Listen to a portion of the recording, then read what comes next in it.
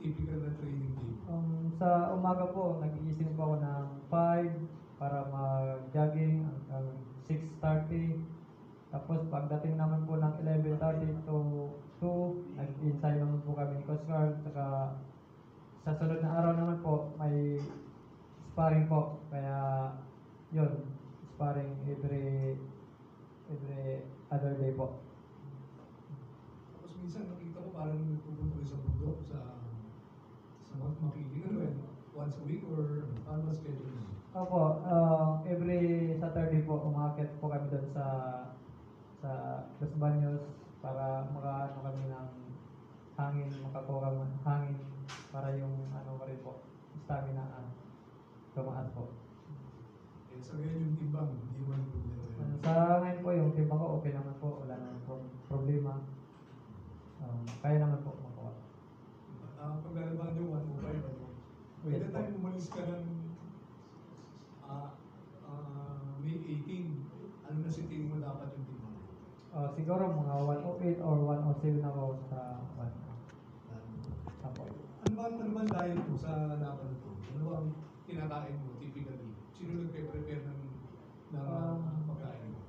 May ano po kami yung may nutritionist po kami si Ma'am Popoy po yung Typically anong diet ang itlog pag tapos ng jogging, tapos pag ano naman 9 o'clock ano naman po yung mga bangus, ganun po, or karne manok, ganun po ang kinakain ko. Pero yung kanin medyo ano lang po, ano na konti.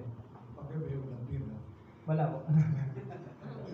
Coach, kung si Kyokan, siyempre nakalaban yun, hindi naman ibig sabihin tinalo mo na yan, madali kang gawin ulit, di ba? Ano bang nakikita mo dito kay si Kyokan na dapat na iiwasan mo? Sa tingin ko ngayon, tatakbo siya ni ngayon. Kailangan namin i-knock-out din siya. Knock-out namin para sure ang panalo. So, tatakot ka sa unang decision. Ako dyan. Yeah. May mga experience ka naman na sinamahan sa Japan na ganyan ang nangyari. O nakikita mo naman sa ibang boxer. Sa ibang boxer, nakikita ko, pag yung ang kalaban nila, pag ibin-ibin ang score, panalo sila. Siyempre, kasi lang ko So, hindi mo pa abutin sa judges to. hindi namin yan. Kailangan knock-out talaga ang namin. So pag bell nito, pasok na, ganun ba ang instruction mo? Pasok ka agad. First round ko lang muna, pasok na kaagad. Kasi tatalunin namin sila sa stamina sa parang suntok. Kasi kung hindi kami papasok, maisi-isi lang kami, mag-abot ng 12 rounds, yan ang tinatakutan ko, matalo kami. Pero hindi naman sa binabaliwala natin, ano? So sinasabi, unification yung gusto mo. E paano kung ang ilaban muna sa iyo, yung kababayan natin si Melvin Jerusalem, yung champion ng WBC? Bigyan ng pagkakataon na yun ang na talaga na ano, wala po akong gawa, pero gagawin talaga yung best ko na manalo para may panglaban po tayo dito sa Pilipinas na kay Colyaso. Thank you. Yes. Question? Sino? Yes. Ivan. Good morning po, Ivan Sweden of PDTV. Hey Pedro, ano yung mga nakita mga galaw sigaw ka na most likely ba na i-anticipate nyo na pag naglaban kayo ulit? Yung mga body punch na suntok niya po, saka yung hook, yan ang ingatan ko po sa laban ko po ngayon. Kasi mayroon din, malakas din po, kaya yun po. Thank you. Yes. Yeah. Gab Pereras. Good morning everyone. Kay Pedro, nabanggit natin sa interview, umaasa ka sa suporta ng bawat Pilipino, hindi lang yung mga taga naka-base sa Japan, pati na rin sa online. So, of course, inaasahan nyo ba yung mainit na pagtanggap at of course yung maramdam na pagmamahal ng mga Pinoy dyan sa Japan, lalo na of course ang target ninyo is yung madepensa nyo ang titulo sa harap ng mga hindi lang mga Apones kundi mga Pilipino na rin na nakabase yung ating mga OFWs na rin. Sana yun po, supportan nila ako sa darating mong laban sa ngayong May 24 para mas buo ang lakas kong lumaban po sa ring. Isa pa akong tanong, of course, kayo lang dalawa ni Melvin Jerusalem pa lang yung world champion sa ngayon. Of course, at meron pang iba na mga aabol pa within, or sabihin natin in the line, pagdating nga sa world title shot. So, naramdaman nyo ba na kayo na lang dalawa yung natitira na mga world champions na yun ni Melvin sa ngayon? Kasi of course, it is pride at stake, ika nga, yung manalo ka ng world title, ika nga, para dito sa ating bayan. At kayo yung Melvin, ang sabihin natin tanging pag-asa na yun ng Pilipinas pagdating nga sa professional boxing. Ano ang salubin nyo?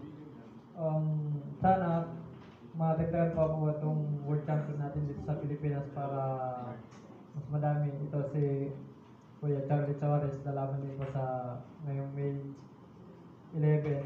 Sana po manalo po siya para hindi lang kami dalawa ni Melvin ang world champion dito sa Pilipinas, para mas madami po mas maganda po yung madaming world champion po. Uli na lang, kanino mo na-inspire sa inyong mga pagkapanalo ninyo every time na sumampa ka sa lona, sa iba't ibang mga competition? Kanino nyo dinededicate ito? At of course, nagsisilbi ding inspirasyon sa ating mga kabataan na nais magpursue nga ng boxing sa inaharap po. Salamat. Inaano ko po dedication ko po sa aking pamilya, sa mga supporter ko po, at saka sa araw-araw na po yung sayo po namin na para hindi po masayang. Oscar, kukonfirm ko lang, naging national boxer din po kayo, di ba? Wala, hindi ako professional, amateur lang. Oo. Kailan kayo naging national team coach? National, boxer, amateur boxer. Naging amateur boxer ako sa amin sa Negros Occidental kasi taga doon kami. Tapos napasok ako ng Philippine Army. Tapos ginawa ako ng Philippine team. Nakalaban ako ng Marcos Cup. Tapos wala na. Ito lang. Coach, naiisip ba ng kampo ng King Kaduran yung unification ng mga laban after this fight niya sa Japan? Yan ang target namin pag makalaban namin si Colasso, Oscar Colasso. Yan ang pinakasikat ngayon sa timbang niya.